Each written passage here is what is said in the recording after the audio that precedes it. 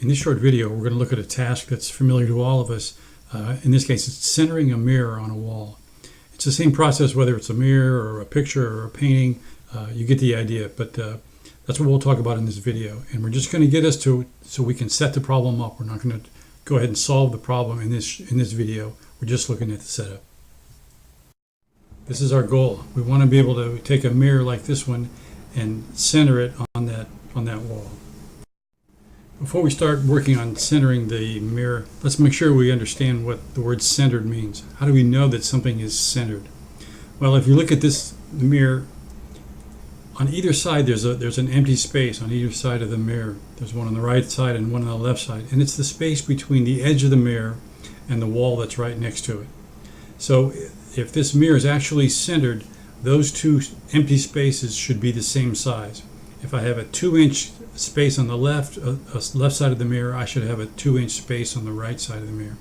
And for the purposes of this video, we'll call those spaces, we're just going to call them the gap. All right? We could call them a lot of different things, but for no particular reason, we're going to call them a gap. Our job here is to figure out how big that gap should be. So we're going to need some more information. Obviously, we don't know hardly anything right now, so let's try to think about what other information we could get here.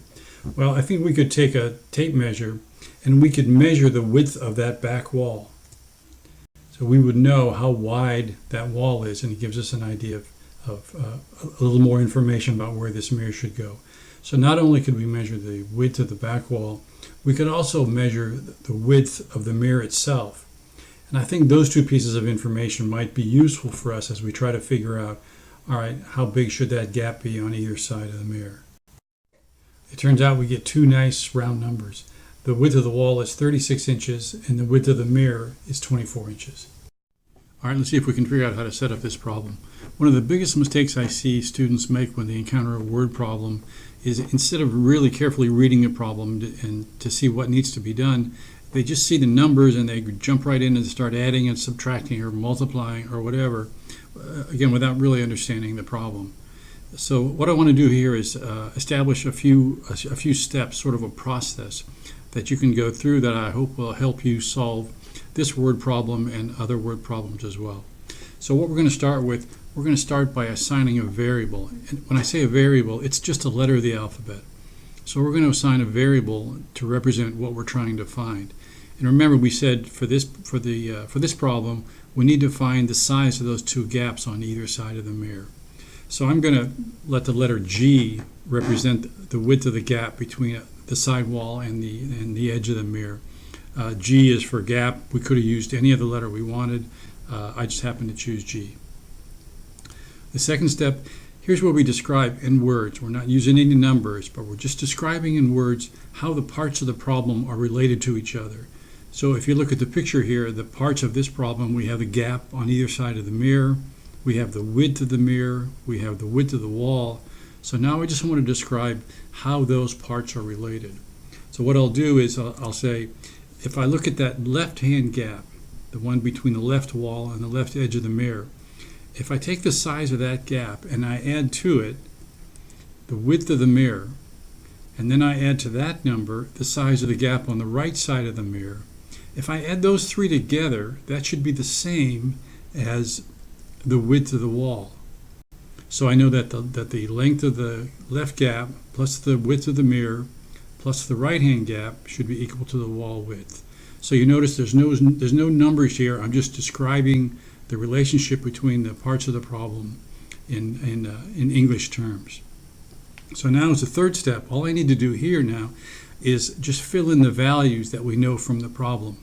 So instead of writing the equation the way we did in step 2, I'm going to replace each of those terms with something that I can actually help now solve the problem. So the left gap, remember we said the gap we were going to represent by the letter G. So instead of writing the phrase left gap like we did in step 2, I'm going to replace that with just the letter G. And the next is the mirror width. Instead of writing the phrase mirror width, I look up and I see, oh, we measured the mirror width and we found it was 24 inches. So I'll replace that phrase mirror width with 24. And now the right-hand gap, it's just like the left-hand gap. I'll represent that by the letter G because the two gaps have to be the same. And we said if we add those three things together, that should give us the width of the wall. And looking at the picture again, we measured and we determined that the width of the wall was 36 inches. So I'll replace that phrase wall width with the actual width of the wall. Now we have an equation that we could go ahead and solve. But for the purposes of this video, I'm going to stop right here. I'm not going to go ahead and do the rest of the calculations because I want the focus of the video to be, and the focus of your attention to be, what's the process for solving this word problem? So again, we could do a little bit of algebra, we could do some arithmetic, and we could solve this thing for G.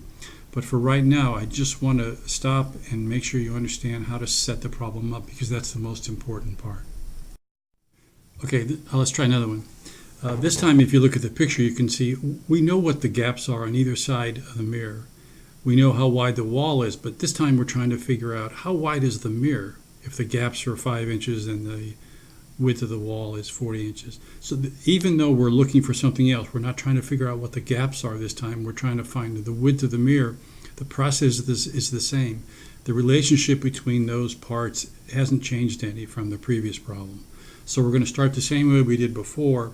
We're going to assign a variable, remember that's just a letter of the alphabet, to represent what we're trying to find.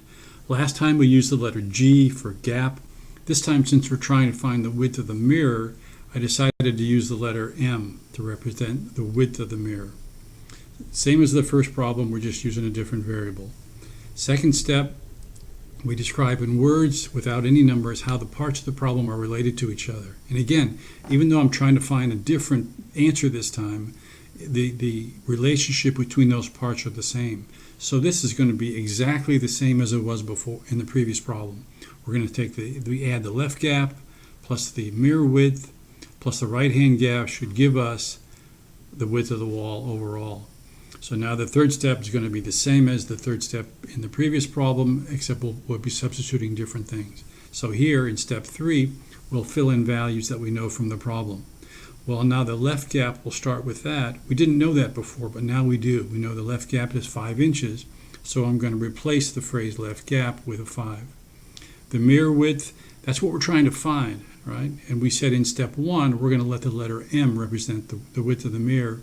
So instead of writing the phrase mirror width, I'm just going to replace that with an M. The right-hand gap, again, just like the left gap, we know what it is. It's 5 inches, and if we add those three together, we'll get the width of the wall. And we see from the picture, the width of the wall is 40 inches this time. So I'm going to replace the phrase wall width with 40. So here I go again. Now I've got a nice little equation that I could solve to figure out how wide the mirror is. And again, I'm going to stop right here. I'm not going to go forward with the calculations. A little algebra, a little arithmetic, we could figure out what it is.